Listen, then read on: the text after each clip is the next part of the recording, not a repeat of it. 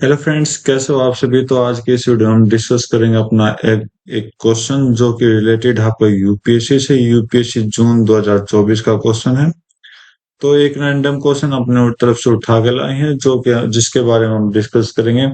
साथ में उन पॉइंटों का भी डिस्कस करेंगे जो पॉइंट आपके एग्जाम के लिए हो सकता है, किसी भी एग्जाम के लिए, जरूरी नहीं यूपीएससी हो।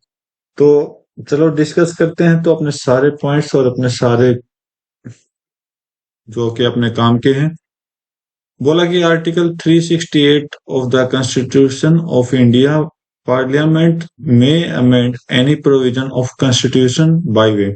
अमेंड का मतलब क्या होता है? चेंज करना। ठीक है, चेंज करना। बोला कि कौन सा तरीका ठीक है, तो चेंज करना में एडिशन होता है तो ये तो चेंज ही होता है, तो ये तो हो सकता है। और रिपील, रिपील मतलब थोड़ा सा कम करना। तो आप तीनों बता सकते, ये तीनों क्या है? चेंज के पोर्शन है। तो चेंज के पोर्शन है तो तीनों राइट है। तो सिंपल सा क्वेश्चन था, स्टेटिक्स क्वेश्चन था। मतलब कि अमेंड का मतलब क्या होता है? बस तीनों का मतलब यही होता है। ठीक है। तो 368 आर्टिकल क्या कहता है कि भाई अपने संविधान के अंदर किसी भी आर्टिकल में हम चेंज कर सकते हैं। ठीक है, तो ये आपका आर्टिकल 368 कहता है।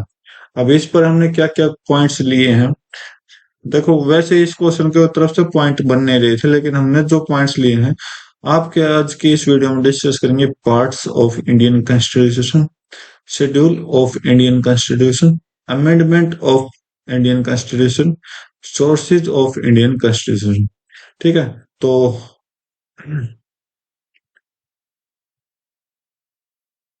तो भाई पार्ट ऑफ इंडियन कॉन्स्टिट्यूशन देखिए क्या कह रहा है। एक तो प्रीएम्बल सबसे इम्पोर्टेंट चीज है। कैसे ली, कहाँ से ली, तो ये आपको आगे सब कुछ पता लग जाएगा। धीरे धीरे हम नॉलेज, हमारे पास नॉलेज आ जाएगी। ठीक है। अगर धीरे धीरे पढ़ोगे तो आपके पास सब कुछ आने वाला है। मतलब इस जो वीडियो, ये जो वीडियो है पूरी आपकी पॉलिटिक खत्म कर देगी। ठीक है। तो चलो स्टार्ट करते हैं। तो प्रीएम्बल का मतलब क्या होता है? Objective of constitution including justice, liberty and equality and fraternity. तो इसका मतलब क्या होता है? भाईचारा, बराबरी, लिबर्टी मतलब सबको विश्वास, सबको आत्म सबका सम्मान करना, जस्टिस सबका न्याय करना। ठीक है। राइट। तो पार्ट वन से स्टार्ट होते हैं। आपके टोटल पार्ट 22 हैं, लेकिन वैसे 25 है, लेकिन उनको भी पार्ट्स में डिवाइड कर रखा है अमेंडमेंट के अकॉर्डिंग। तो 25 हो गए आपके। ठीक है। तो चलो देखते हैं पार्ट वन। पार्ट वन क्या कह रहा है? यूनियन और टेरिटरी आपके पास हो होनी चाहिए, जो कि आर्टिकल 1 से 4 तक है। आर्टिकल वन क्या कहता है? Name and territory of union होनी चाहिए, नेम होना चाहिए उसका। दूसरा क्या कहता है उस पे? एस्टेब्लिश ऑफ न्यू स्टेट कैसे बनाओगे, कारण होना चाहिए। मतलब तीन क्या कहता है? न्यू स्टेट का फॉर्मेशन और alternation of area boundaries and name of exiting state. तो एरिया, बाउंड्री और नेम उसके होने चाहिए। और आर्टिकल 4 कहता है अकॉर्डिंग टू आर्टिकल 2, 3 उसमें अमेंडमेंट होने चाहिए। ठीक है, फर्स्ट और फोर्थ शेड्यूल के तहत। ठीक है। हम शेड्यूल को बाद में पढ़ेंगे। राइट। ओके। तो आगे चलते हैं। तो पार्ट वन आपका क्या कहता है? पार्ट वन आपका क्या कहता है? यूनियन स्टेट और यूनियन टेरिटरी होनी चाहिए। ठीक है, जो कि 1 से 4 आर्टिकल के अंदर है। पार्ट टू आपका क्या कहता है? सिटीजनशिप होनी चाहिए आपके पास अकॉर्डिंग टू 5 से 11। तो देख लीजिए 5 आर्टिकल क्या कहता है। 5 आर्टिकल कहता है कि भाई सिटीजनशिप होनी चाहिए आपके पास। सिक्स्थ क्या कहता है? सिटीजनशिप उसकी होनी चाहिए जो माइग्रेट है इंडिया से पाकिस्तान, पाकिस्तान से इंडिया आया हुआ। ठीक है। साथ में क्या कहता है? माइग्रेट टू पाकिस्तान, इंडिया से पाकिस्तान चला गया। मतलब 5 में तो ये कहता है भाई सिटीजनशिप होनी चाहिए। 6 में क्या कहता है? जो पाकिस्तान से आया हो उसके लिए सिटीजनशिप। 7 में क्या कहता है? जो पाकिस्तान माइग्रेट होगा उसके लिए सिटीजनशिप। 8 में क्या कहता है? तो इंडिया में जो बाहर से अदर कंट्रीज से आया हो। ठीक है। और 9 में क्या आता है? जो अदर कंट्री में जाए। ठीक है। राइट। 10 क्या कहता है? कंटिन्यू रहना चाहिए राइट ऑफ सिटीजनशिप का। मतलब कंटिन्यूअस मतलब वो एक कुछ टाइम पीरियड होता है उसके अकॉर्डिंग रहना चाहिए। और 11 में क्या बोला गया कि पार्लियामेंट के सभी लोग उसको मानने पड़ेंगे, ठीक है। तो ये आपका सिटीजनशिप था 11 5 से 11 पार्ट 2 में। पार्ट थर्ड देखो, फंडामेंटल राइट्स है जो कि 12 से 35 है। 12 क्या कहता है कि स्टेट का डेफिनेशन देता है 12।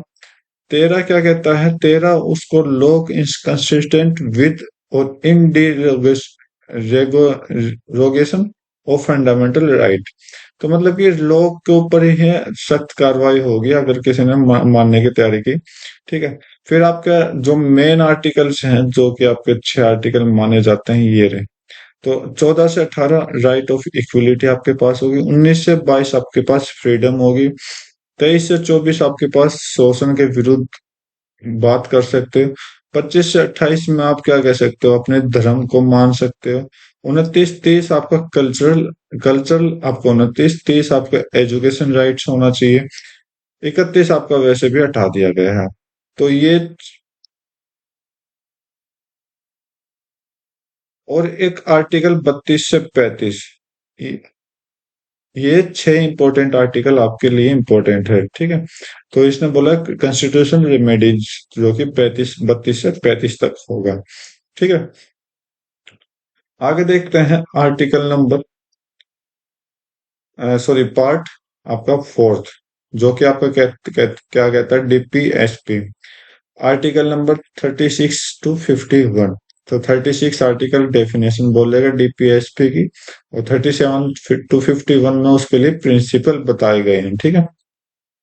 Fourth a fundamental duties count किया गया 51 ए में, ठीक है। 51 ए के अकॉर्डिंग 11 ड्यूटीज आपके पास होंगी स्टेट जहां पर भी आप रह रहे हो, ठीक है। Part 5 union. यूनियन में 52 से लेकर 151 आर्टिकल होता है। तो किस तरह के 51 आर्टिकल होते हैं, एग्जीक्यूटिव होना चाहिए, एग्जीक्यूटिव मतलब उसको लागू करने वाला जो कि आपका प्रेसिडेंट होता है, ठीक है। तो प्रेसिडेंट के बारे में बोला कि भाई 72 से 78 आर्टिकल प्रेसिडेंट के पास है। पार्लियामेंट में 79 to 122 आर्टिकल पार्लियामेंट में है, जो कि आपका डिसाइड करेगा राज्यसभा और लोकसभा के बारे में, ठीक है। चैप्टर नंबर 3 जो कि आर्टिकल 123 कहता है कि भाई लेजिस्लेटिव पावर होती है प्रेसिडेंट के पास 123 के अकॉर्डिंग। चैप्टर नंबर 4 कहता है यूनियन जुडिशरी होनी चाहिए 124 से लेकर 147 तक, मतलब कि आपके पास सुप्रीम कोर्ट होना चाहिए, ठीक है। पार्ट 5 सॉरी चैप्टर नंबर 5 इस पार्ट का क्या कहता है, controller and auditor general of India होना चाहिए, मतलब कि पूरे देश का लेखा जोखा आपके पास होना चाहिए 148 से लेकर 151 तक।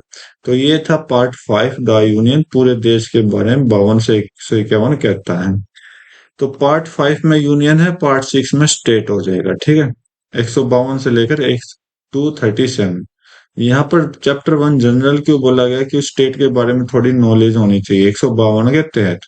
चैप्टर 2 द एग्जीक्यूटिव, यहाँ पर एग्जीक्यूटिव जो होंगे वो गवर्नर भी होंगे, गवर्नर, ठीक है। अगर आपने कोई भी सीरीज मेरी देखी होगी तो यूपीएससी की हर एक क्वेश्चन की सीरीज में गवर्नर भी करवा चुका हूँ, प्रेसिडेंट भी आपका करवा चुका हूँ, हर एक आर्टिकल। 153 से लेकर 167 तक गवर्नर होता है चैप्टर 2 में। चैप्टर 3 क्या कहता है, उसके स्टेट लेजिस्लेचर होने चाहिए। 168 to 216 मतलब कि यहाँ की हाई कोर्ट होनी चाहिए, और या फिर डिस्ट्रिक्ट कोर्ट जो भी हैं वो आपके पास होने चाहिए, ठीक है। पार्ट 4 में लेजिस्लेटिव पावर ऑफ गवर्नर होने चाहिए 213, वो 123 था, ये 213 है, ठीक है, याद रख लेना। पार्ट 5 में हाई कोर्ट यहाँ के होने चाहिए 214 से लेकर 231 तक। पार्ट 6 में सब ऑर्डिनेट कोर्ट्स होने चाहिए 233 से 237 तक, मतलब लेखा जोखा होना चाहिए इसके पास। पार्ट 7 आपका क्या कहता है, पार्ट 7 आपका कहता है कि state in part B of first schedule, जो कि 7th अमेंडमेंट 1956 के अकॉर्डिंग हटा दिया गया, ठीक है। तो मतलब इसको हटा दिया गया, राइट। जो कि रिपील, याद करो रिपील अपने क्वेश्चन का ऑप्शन पॉइंट्स है, ठीक है। Part 7th 8th sorry 7th तो हटा दिया गया, 8th जो है यूनियन टेरिटरी के बारे में बात कर रहा है। देखो यूनियन हम पढ़ चुके, स्टेट हम पढ़ चुके, अब यूटीज के बारे में देख लें।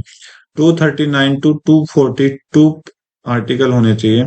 242 आर्टिकल हटा दिया गया है यहाँ पर। 239 से 241 तक यूनियन टेरिटरी एडमिनिस्ट्रेशन संभालेगी, ठीक है। Part ninth, panchayat. पंचायत आपका 243 से लेकर 243 ओ तक कहता है, ठीक है। The part ninth A, municipalities, 243 P से लेकर 243 जेड जी तक कहता है। और पार्ट नाइन्थ बी क्या कहता है, कोऑपरेटिव सोसाइटीज होने चाहिए 243 जेड एच तक, 243 जेड टी तक। मतलब 243 आर्टिकल आपकी पंचायत, म्यूनिसिपलिटीज और कोऑपरेटिव सोसाइटी जी भी कहती है, ठीक है। आगे देख लो, पार्ट टेंथ। टेंथ में कहता है एस टी एरिया के ऊपर क्या बोला कि 244 आर्टिकल के तहत बोला कि एडमिन शेड्यूल होने चाहिए और ट्राइबल एरियाज होने चाहिए, ठीक है। Part 11, between relation between union and state के बीच में रिलेशन बोला है 245 से लेकर 263 तक। चैप्टर 1 कहता है कि लेजिस्लेटिव रिलेशन होने चाहिए, मतलब कानूनन रिलेशन होने चाहिए। दूसरे कानूनन रिलेशन 245 से लेकर 255 आपके होने चाहिए। एडमिनिस्ट्रेटिव रिलेशन जो कि 256 से लेकर 263 है, ये रिलेशन आपके होने चाहिए। पार्ट 12 बोला कि फाइनेंस प्रॉपर्टी कॉन्ट्रैक्ट्स सूट्स जो कि 264 से लेकर 300 ए आपका होना चाहिए। तो चैप्टर 1 कहता है फाइनेंस, फाइनेंस के अकॉर्डिंग आपके पास क्या क्या चीज होनी चाहिए, वो 264 से लेकर 291 में आपके पास आर्टिकल मिल जाएगा। चैप्टर 2 में बोल रहा कि बोरोइंग, बोरोइंग क्या है, आर्टिकल 292 और 293 यहाँ पर मिल जाएगा कि आप क्या खरीद रहे हो, कैसे क्या कर रहे हो। चैप्टर 3 में property contract rights liabilities obligation and suits जो कि आर्टिकल 294 से लेकर 300 तक आपके लिए इंपॉर्टेंट रहेंगे, ठीक है। इसके पार्ट फोर्थ में बोला है, चैप्टर फोर्थ में राइट टू प्रॉपर्टी होनी चाहिए आर्टिकल 300 ए के तहत। मतलब कि 31 आर्टिकल जो हटाया था वो 300 ए बना दिया गया, ठीक है। पार्ट 13 बोला कि ट्रेड कर सकते हो, कॉमर्स कर सकते हो, इंटर कोर्स कर सकते हो यूनियन की टेरिटरी में, ठीक है। तो 301 307 के तहत आपसे ये बोला गया है। Part 14, service under union and state, state के अंदर और यूनियन के अंदर आप सर्विस कर सकते हो, जो कि 308 से लेकर 323 तक बोला गया है। 300 चैप्टर नंबर 1 बोला कि सिंपल सर्विस आपको करनी पड़ेगी 308 से लेकर 314। दो में बोला कि पीसीएस मतलब कि एडमिनिस्ट्रेशन लेवल पर आपने सर्विस करनी पड़ेगी 315 से लेकर 323 तक, ठीक है। अब बोल दिया जाए यूपीएससी आर्टिकल कौन सा है, तो 315 आप बोल सकते हैं यूपीएससी के रिगार्डिंग कौन सा आर्टिकल है। तो ये पार्ट आपका 14th में है। 14th ए क्या है, कहता है ट्रिब्यूनल। ट्रिब्यूनल मतलब कि एडमिनिस्ट्रेशन और अदर ट्रिब्यूनल भी क्या कर सकते हैं, जॉब कर सकते हैं, अपनी सर्विस दे सकते हैं 14th ए के तहत। पार्ट्स 15th क्या कहता है, इलेक्शन होने चाहिए। पार्ट 15th में आपको इलेक्शन होने चाहिए जो कि 324 से लेकर 329 आर्टिकल के अकॉर्डिंग होते हैं, ठीक है। पार्ट 16 बोला गया special provision relating to certain classes, certain classes कौन कौन सी होगी, एससी एसटी या फिर ओबीसी। ये 330 और 342 के बीच में है, ठीक है। जो भी मतलब ये आर्टिकल पढ़ने का क्या मतलब है पार्ट्स के साथ, कि आपको पता लग जाएगा भाई, अगर आपने थोड़ा बहुत भी पढ़ा होगा ना तो उसके बीच में था, तो ऑप्शन एलिमिनेट करना सीख जाओगे इन चीजों से। पार्ट आपका कितना हो गया, 16, 17th, 18th में बोला गया ऑफिशियल लैंग्वेज होनी चाहिए जो कि 343 से लेकर 351 तक होनी चाहिए। तो आप याद करो कि अपने पास क्या था, 300 कौन सा आर्टिकल था, 368 आर्टिकल था जो क्वेश्चन में पूछा गया, तो अभी नहीं आया। तो 343 से लेकर 351 में आपको यूनियन की लैंग्वेज, रीजनल लैंग्वेज जहां पर आप रह रहे हो, और जुडिशरी की लैंग्वेज आनी चाहिए, ठीक है। पार्ट 18th, 18th में बोला गया इमरजेंसी प्रोविजन होने चाहिए 352 360 के बीच में। 352 कौन सी है, फाइनेंशियल। 356 कौन सा है, स्टेट नेशनल इमरजेंसी। और 360 कौन सी है, 360 कौन सी है आपकी, शायद ये फाइनेंशियल है, तो ये आपके चेक कर लेना, ठीक है, कौन सी है। और ये आपका 19वां पार्ट आर्टिकल पार्ट्स क्या कहता है कि मिसलिनियस होने चाहिए, मतलब कि कुछ भी आप कर सकते हो 361 से 367 तक, ठीक है। 20 में क्या कहता है, अमेंडमेंट ऑफ कॉन्स्टिट्यूशन होना चाहिए, जो कि आर्टिकल 368 है, ये आपसे क्वेश्चन में पूछा गया है, ठीक है। 21 में क्या कहेगा, तो टेम्परेरी और ट्रांजिशनल और स्पेशल प्रोविजन होने चाहिए 369 से लेकर 392 के बीच में, ठीक है। 22 में क्या कहता है, short title commencement authorities text in Hindi and repeal, मतलब कि इसमें बोल रहा है कि कुछ टाइटल होना चाहिए, अगर आप कुछ बना रहे हो तो उसका कुछ टाइटल होना चाहिए, कमेंसमेंट मतलब कि उसकी परमिशन होनी चाहिए, अथॉरिटी होनी चाहिए, वो भी हिंदी में होनी चाहिए, और रिपील उसको हटाने का भी हक होना चाहिए, ठीक है। तो 393 से 395, तो ये आपके टोटल क्या हो गए, 22 पार्ट हो गए। और आर्टिकल 395 तक आर्टिकल कंप्लीट हो गए, तो आप जाके पढ़ सकते हो आराम से, ठीक है। आज की वीडियो काफी लंबी जाने वाली है। शेड्यूल की बात कर लेते हैं। फर्स्ट शेड्यूल जो कि 1 और 4 पर लागू होता है। क्या बात है, कहता है कि लिस्ट ऑफ स्टेट और union territory of India, their respective territory, मतलब कि इस शेड्यूल में ये बातें होगी आर्टिकल 1 एंड 4 में। सेकंड शेड्यूल बोलता है कि ये आर्टिकल सेकंड शेड्यूल में है, जो कि डील करता है allowances, emoluments, privileges and so on of the president, president के बारे में डिस्कस करता है। तो ये 3 आर्टिकल प्रेसिडेंट के बारे में बताता है। गवर्नर गवर्नर का आर्टिकल ये है, ठीक है। स्पीकर, तो बाकी आप अब देख लीजिए, जज और अदर हाई ऑफिशियल जो भी है उसके बारे में बताता है सेकंड शेड्यूल। थर्ड शेड्यूल देख लीजिए। थर्ड शेड्यूल में आर्टिकल आपकी ये है, कंटेंट बोला गया है।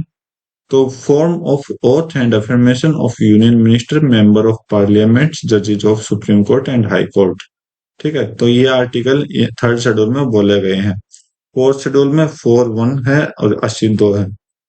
कंटेंट क्या है, allocation of seat of Rajya Sabha, council of state जो कि बोला जाता है, ठीक है। सीट राज्यसभा की सीट स्टेट के अंदर होनी चाहिए। फिफ्थ शेड्यूल बोला गया आर्टिकल 244। 244 क्या कहता है, डील करता है एडमिनिस्ट्रेशन और कंट्रोल ऑफ एसटी और एसए और ST in any state except Assam, Meghalaya, Tripura, Mizoram. तो ये 4 स्टेट हैं जो आपको याद रखनी पड़ेगी। तो मणिपुर नहीं है, मेघालय और मिजोरम है, याद रखना। 7 सिस्टम में 244 के अंदर एससी एसटी के अकॉर्डिंग बात की गई है। और आगे देखते हैं सिक्स शेड्यूल क्या बोला कि आर्टिकल 244(2) और 275(1) को चेंज करता है। तो कंटेंट क्या है यहाँ पर, एडमिनिस्ट्रेशन ऑफ ट्राइबल एरिया, जैसे कि असम हो गया, मेघालय हो गया, त्रिपुरा हो गया, मिजोरम हो गया। तो वहां पर क्या था, शेड्यूल एरिया और शेड्यूल ट्राइब था, यहाँ पर है बोला गया ट्राइबल एरिया। सेवन शेड्यूल को बोला गया है 246 के तहत। कंटेंट क्या है, 3 लेजिस्लेटिव लिस्ट आपने पढ़ी होगी पार्ट 7 में, यूनियन, स्टेट और कंकरेंट लिस्ट, ठीक है। जो कि सॉरी 7 शेड्यूल में है, जो कि आपका डील करता है यूनियन और स्टेट दोनों मिलकर, ठीक है। 8 शेड्यूल बोला गया 344(1) और 351 के तहत लैंग्वेज होनी चाहिए। इसमें इधर क्या होनी चाहिए, लैंग्वेज होनी चाहिए। पहले 14 लैंग्वेज थी, लेकिन अब बढ़कर 22 लैंग्वेज हो चुकी है आपके देश में, ठीक है। और नाइन्थ शेड्यूल क्या बोलता है, नाइन्थ शेड्यूल 31(b) को बोलता है, जो कि फर्स्ट अमेंडमेंट 1951 द्वारा हटा दिया गया था। क्या था वो, एग्जाम फ्रॉम जुडिशियल व्यू, ठीक है। जुडिशियल व्यू रिव्यू यहाँ पर होनी चाहिए, ठीक है।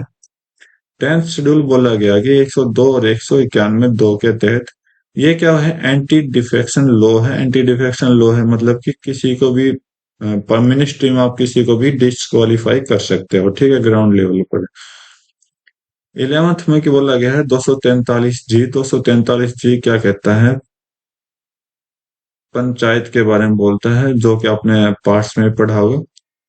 73 अमेंडमेंट एक्ट 1992 के अकॉर्डिंग ऐड किया गया था इसको, ठीक है।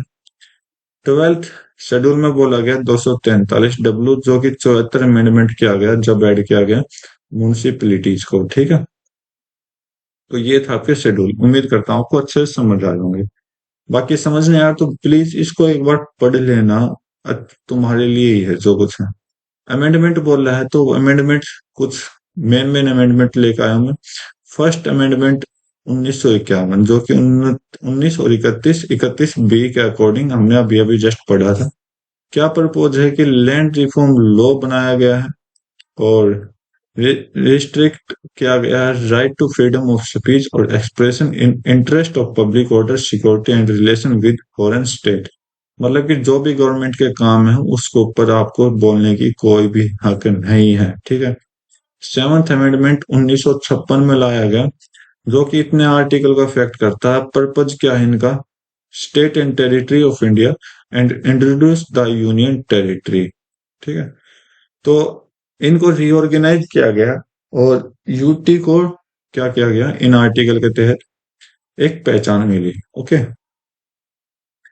24th ऑफ 1971 क्या बोला है? आर्टिकल 13 और 368 को चेंज करता है। आर्टिकल 13 तो आपके राइट, वो आप याद करो कि इनका कोई उल्लंघन करेगा फंडामेंटल राइट्स का तो आप क्या करोगे, पनिश हो सकते हो। पर्पज क्या है? पार्लियामेंट राइट है अमेंड, किसी भी पार्ट को अमेंड करने के, इंक्लूडिंग फंडामेंटल राइट्स 13 के अकॉर्डिंग। 368 के अकॉर्डिंग आप अमेंड कर सकते हो, ठीक है। 25th 1971 में फिर 25th लाया गया, जो कि आपका 31C है। 31C क्या करता है? प्रॉपर्टी राइट्स और allows government to enact law in of directive principle even if violated fundamental rights. बोला कि फंडामेंटल राइट्स से इसको हटाया गया और डायरेक्टिव प्रिंसिपल इसको बनाया गया, ठीक है, 31C को। 42nd अमेंडमेंट जो कि 1976 को बोला गया। इतने आर्टिकल यहाँ पर चेंज होते दिखाई दिए हैं, जो इसको बोला गया मिनी कॉन्स्टिट्यूशन, ठीक है, राइट, मतलब छोटा संविधान। 44th में आपको देखने को मिलेगा, 44th आपका क्या है? इतने आर्टिकल आपके पास इफेक्टेड हुए हैं और पर्पज क्या है? रिवर्स प्रोविजन करना इसमें 42nd अमेंडमेंट में, मतलब इसको 1942वां 1976 में आया था और 44वां 1978 में आया था, ठीक है। जो भी 1976 में जो भी अमेंडमेंट आया उसमें चेंज करना, ठीक है। Safe guard against the miss use of emergency provision, कुछ भी इमरजेंसी प्रोविजन हो उसका कोई मिस यूज ना कर सके। 52nd अमेंडमेंट 1985 वाला क्या कहता है? आर्टिकल अफेक्ट होता है 101, 102, 190, 191 और 10th शेड्यूल आपको पता होगा कौन सा होता है? एंटी डिफेक्टिव लॉ है, ठीक है। तो यहाँ पर एंटी डिफेक्शन लॉ यहाँ पर भी लिखा गया है, ठीक है। 61st अमेंडमेंट 1989 326 आर्टिकल के तहत क्या कहता है? जो वोटिंग एज है वो 18 से 21 करनी होगी आपको, ठीक है, राइट। 73rd अमेंडमेंट क्या कहता है? अभी अभी जस्ट हम पढ़ के आए हैं पार्ट शेड्यूल में भी, जो कि 243 है, 243 हो। बोला कि पंचायती राज को क्या किया गया? इंस्टीट्यूट किया गया, मतलब चलाया गया। 74th में क्या क्या है? 243 से लेकर 243 तक इसमें चेंजेस क्या हुए? म्यूनिसिपैलिटीज को ग्रांट मिली है, ठीक है।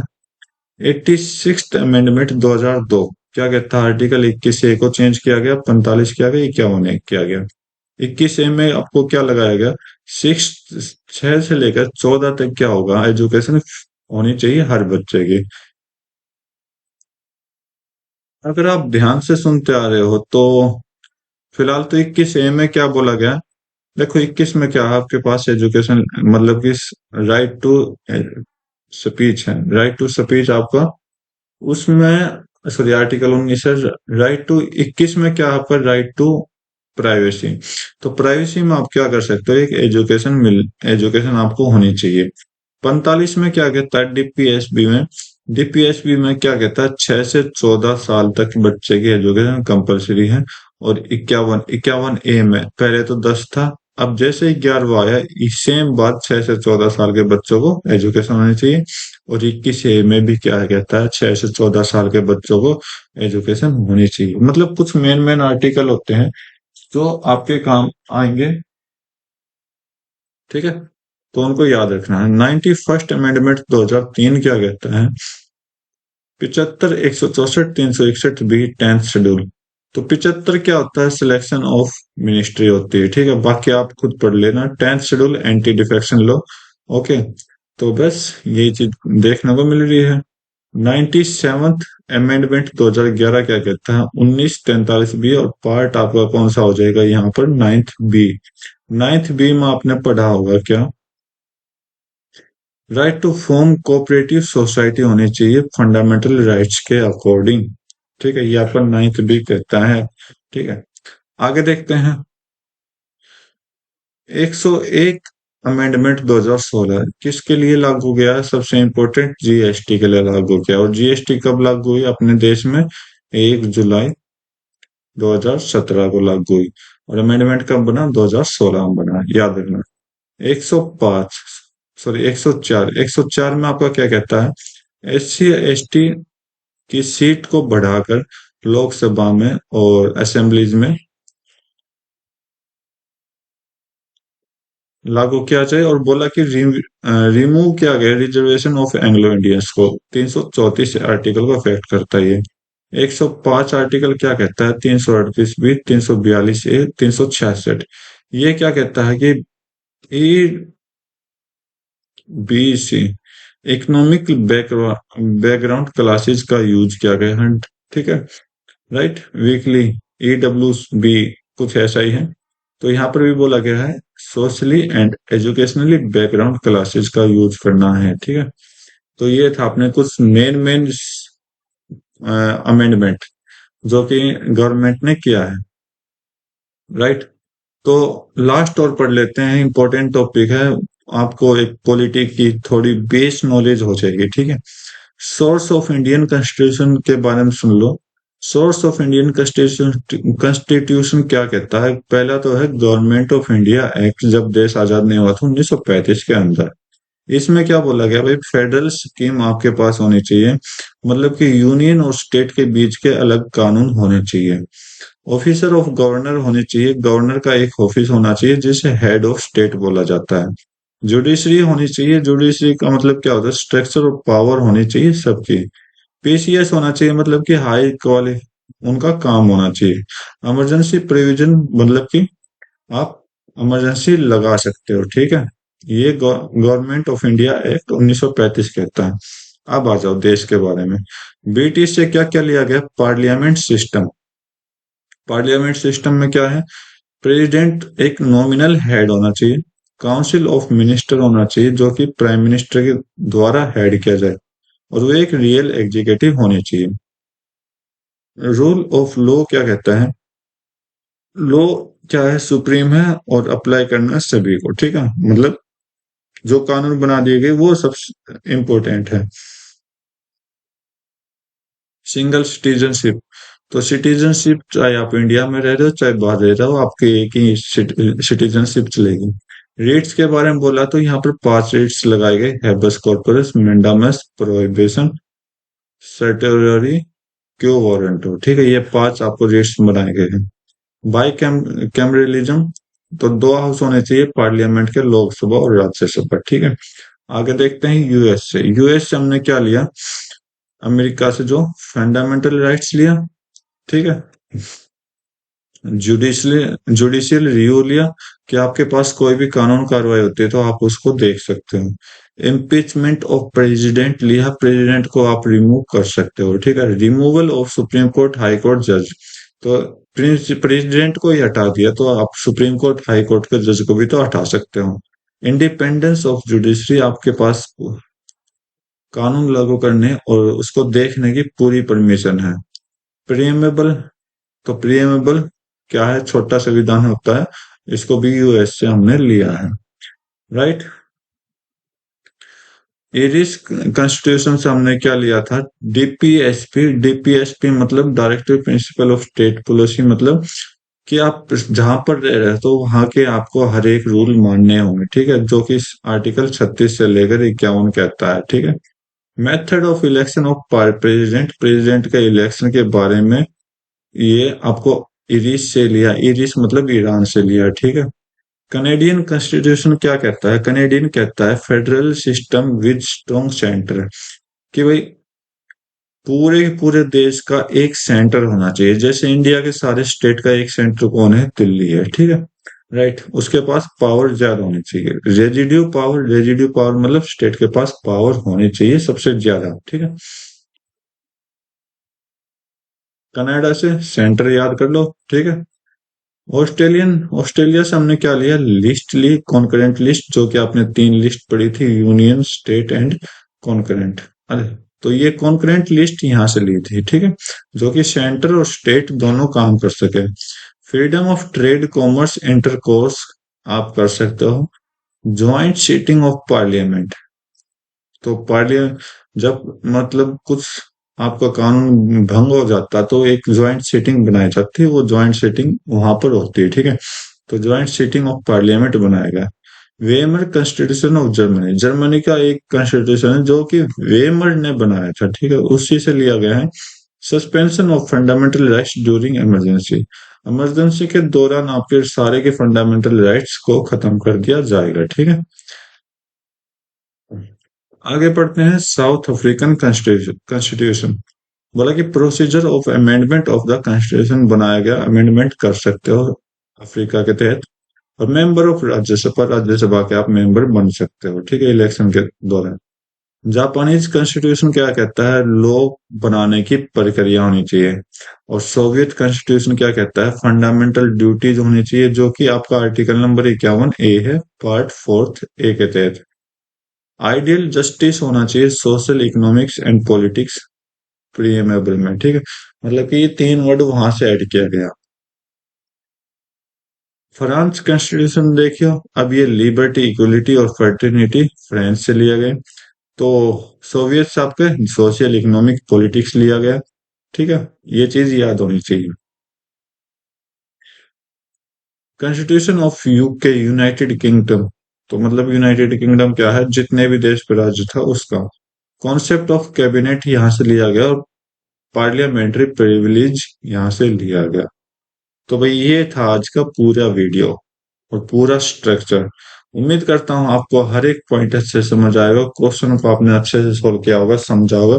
तो आज की वीडियो में बस इतना रखते हैं, मिलते हैं अपनी नई वीडियो में नए क्वेश्चन के साथ। तब तक के लिए thank you, have a nice day, जय हिंद।